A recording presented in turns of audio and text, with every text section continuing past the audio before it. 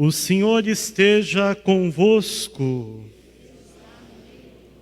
Proclamação do Evangelho de Jesus Cristo, segundo Marcos. Naquele tempo, Jesus atravessou de novo numa barca para outra margem. Uma numerosa multidão se reuniu junto dele e Jesus ficou na praia. Aproximou-se então um dos chefes da sinagoga, chamado Jairo. Quando viu Jesus, caiu a seus pés e pediu com insistência: "Minha filhinha está nas últimas. Vem e põe a mão sobre ela, para que ela sare e viva." Jesus então o acompanhou. Uma numerosa multidão o seguia e o comprimia. Ora, achava-se ali uma mulher que há 12 anos estava com uma hemorragia. Tinha sofrido na mão de muitos médicos, gastou tudo o que possuía e, em vez de melhorar, piorava cada vez mais. Tendo ouvido falar de Jesus, aproximou-se dele por detrás, no meio da multidão, e tocou na sua roupa. Ela pensava: "Se eu ao menos tocar na roupa dele, ficarei curada." A hemorragia parou imediatamente e a mulher sentiu dentro de si que estava curada da doença. Jesus logo percebeu que uma força tinha saído dele e, voltando-se no meio da multidão, perguntou: "Quem tocou na minha roupa?" Os discípulos disseram: "Estás vendo a multidão que te comprime e ainda perguntas quem me tocou?" Ele, porém, olhava ao redor para ver quem havia feito aquilo. A mulher, cheia de medo e tremendo, percebendo o que lhe havia acontecido, veio e caiu aos pés de Jesus e contou-lhes toda a verdade. Ele lhe disse: "Filha, a tua fé te curou. Vai em paz e fica curada dessa doença." Ele estava ainda falando quando chegaram alguns da casa do chefe da sinagoga e disseram a Jairo: "Tua filha morreu. Por que ainda incomodar o mestre?"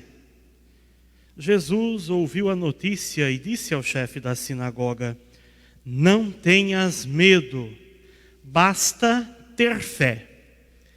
E não deixou que ninguém o acompanhasse, a não ser Pedro, Tiago e seu irmão João. Quando chegaram à casa do chefe da sinagoga, Jesus viu a confusão e como estavam chorando e gritando. Então ele entrou e disse: "Por que essa confusão e esse choro? A criança não morreu, mas está dormindo." Começaram então a caçoar dele. Mas ele mandou que todos saíssem, menos o pai e a mãe da menina e os 3 discípulos que o acompanhavam.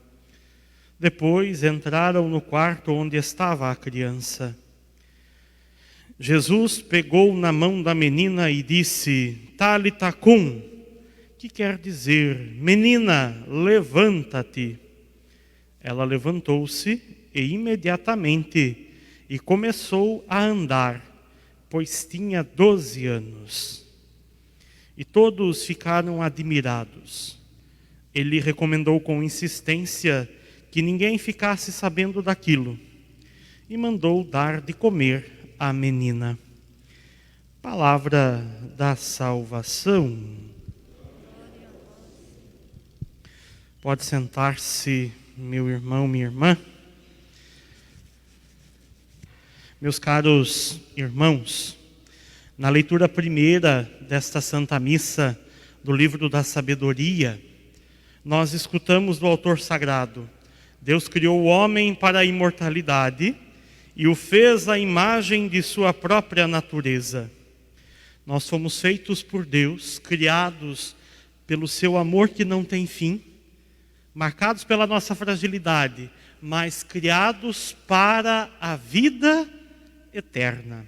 Não fomos feitos para o fim e não fomos feitos para a morte, mas fomos criados pelo amor de Deus para a eternidade. Foi por inveja do diabo que a morte entrou no mundo, e experimentam-na os que a ele pertencem. Se fomos criados e feitos por Deus, o pecado foi o que nos fez passar pela experiência da morte. O pecado é este prescindir de Deus. Numa lógica muito simples e muito fácil, se você guardar isto, você já entendeu os textos de hoje. Estar junto de Deus significa caminhar para a vida e viver a vida. Distanciar-se de Deus significa caminhar para a morte. Esta é a lógica simples. Ou numa outra imagem muito simples, a luz. Se nos encaminhamos para a luz, e a luz é Jesus, caminhamos para a vida. Se nos distanciamos da luz, a luz não deixa de brilhar, mas nós vamos sendo envolvidos pela escuridão, vamos sendo envolvidos pela morte. Então caminhando para a luz e estando junto da luz que nós construímos a vida. Nos distanciando da luz, nós vamos mergulhando na escuridão e vamos mergulhando na morte. Fomos feitos por Deus para a vida. Fomos criados pelo Senhor para a vida. No evangelho que nós escutamos hoje, de São Marcos, nós encontramos 3 personagens, 3 realidades. A multidão, a mulher que sofria de uma hemorragia, a hemorroíça, e Jairo e sua família. São perspectivas que nos ajudam a compreender o caminho da fé e o perceber como reagimos diante da presença de Deus. A multidão, meus irmãos, buscam incessantemente a Deus, fazem um esforço danado para ir ao encontro das coisas da fé, mas vão numa experiência de multidão, de massa. Vão numa experiência sempre disposta a não acreditar, mas simplesmente movidos por uma curiosidade. A experiência de Deus não deve ser curiosidade. O caminhar para a luz significa compromisso constante com a vida. Significa um envolvimento completo e não apenas uma curiosidade por alguns fatos que acontecem. Tanto que 2 pontos interessantes. Nós percebemos exatamente este vazio e este não conhecer verdadeiramente quem Deus é.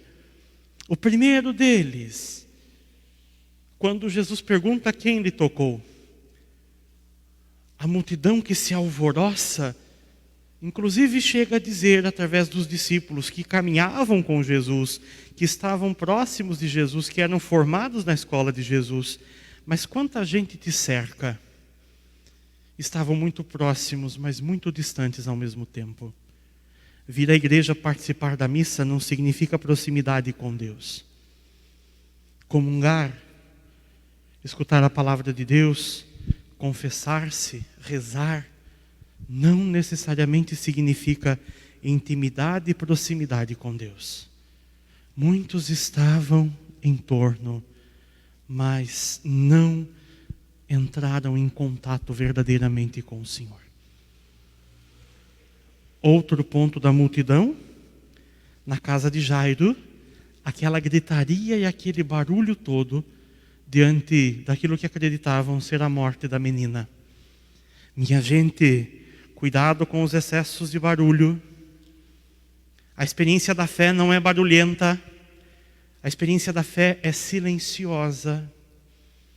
A experiência da fé não é um excesso. A experiência da fé é intimidade e sintonia com Deus. Cuidado com os excessos de barulho. Uma fé barulhenta é uma fé vazia. Uma fé inteiramente vivida para fora, cuidado, porque pode ser uma fé de aparências. E nós escutamos no Evangelho que a fé é que realiza e a fé é quem faz. E aí nós chegamos no segundo personagem, a mulher. Na cultura judaica, o sangue significa a vida. Essa mulher que sofre de uma hemorragia constante, subentende-se que a sua vida constantemente vai sendo-lhe retirada. A sua vida constantemente vai sendo esvaída. Ela vai morrendo aos poucos. Quais são as situações que vão sugando a nossa vida?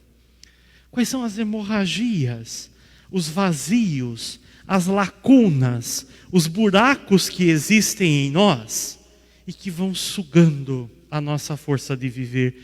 Precisamos estar muito atentos, minha gente. Precisamos estar muito atentos a muitas realidades barulhentas que vão aos poucos retirando a nossa força. Que vão aos poucos retirando, esvaziando a nossa caminhada, que vão aos poucos nos conduzindo para a morte. E lembre-se que nosso Deus é o Deus da vida. Olha o passo desta mulher: ir ao encontro do Senhor e tocar. Tocou no seu manto e Jesus percebeu. A relação com Deus é uma relação pessoal. Deus não relaciona-se com multidão. Deus relaciona-se com pessoa. A relação do Senhor é uma relação pessoal. É comigo. É uma relação próxima. É uma relação de proximidade. Jesus percebe no meio da multidão o toque desta mulher. Mas a experiência da fé não é uma experiência mágica.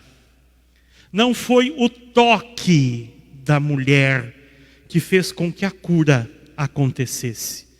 Não foi o toque, mas, filha, a tua fé te curou. Vai em paz e fica curada dessa doença. Essa mulher está no meio da multidão, mas não é como todos daquela multidão. Há uma relação de confiança com o Senhor. Minha gente, aprender a confiar verdadeiramente em Jesus. E o Senhor percebe e vem ao encontro das nossas necessidades. Aquela mulher não precisou dizer. Jesus reconheceu a sua necessidade. Aquela mulher não precisou falar, mas o seu gesto foi identificado e foi reconhecido por Deus. E finalmente, o terceiro personagem, Jairo, a sua casa e a sua família. E aqui, minha gente, o grande consolo ao nosso coração. A morte não prevalece sobre nós. Os nossos olhos enxergam o agora. Jesus consegue ver o depois. Aquela criança, aos olhos daquela multidão barulhenta, insensível, parecia morta. Mas Jesus é aquele que vence a morte. Jesus é a luz que dissipa a escuridão. A morte, como nós a entendemos, inclusive, não prevalece sobre nós. A morte não é o fim. A morte não é o fim. Dolorosa, dolorosa. Sofrida, sofrida. A morte nos desestabiliza, nos desestabiliza. Mas a perspectiva da fé não permite que a morte seja o fim. Ao cristão, a morte é apenas a passagem. O nascimento, o parto da vida eterna. Eu sou a ressurreição e a vida. Quem crê em mim não morrerá, mas viverá eternamente.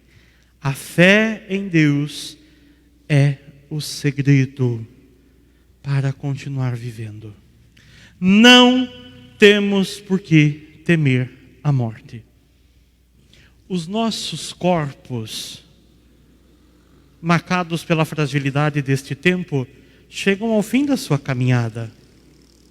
Mas nós somos muito maiores, muito mais do que os nossos corpos físicos.